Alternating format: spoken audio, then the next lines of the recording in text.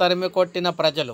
అవును, పోలీసులపై దాడి. పోలీసులను తరిమి కొట్టిన ప్రజలు అనమాట. మీరు చూసుకున్నట్లయితే నిర్మల్ జిల్లా దిలావర్పూర్లో తీవ్ర ఉద్రిక్తత చోటు చేసుకుంది. ఇథనాల్ పరిశ్రమకు వ్యతిరేకంగా నిర్మల్ బైంసా హైవేపై స్థానికులు రెండో రోజు ఆందోళన సాగించారు. పురుగుల మందు డబ్బాలతో మహిళలు నిరసనతో పాల్గొన్నారు.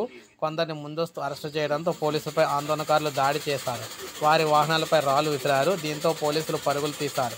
ఇథనాల్ పరిశ్రమ అంశాన్ని ప్రజాప్రతినిధులు పట్టించుకోవడం లేదని స్థానికులైతే ఆరోపిస్తున్నారు. జిల్లా కలెక్టర్ వచ్చే వరకు తమ నిరసన కొనసాగుతుందని తేల్చి చెప్పారు. ఆయన రాకపోతే ఇక్కడే పురుగుల మందు తాగి చనిపోతానని హెచ్చరికలు అయితే జారీ చేయడం జరిగింది. మీరు చూడొచ్చు, మొత్తం భారీగా జనం అయితే ఇలాంటి జనం కాదనమాట. వేలాది మంది అయితే తరలిచ్చినట్టుగా కనిపిస్తుంది మనకి ఇక్కడ.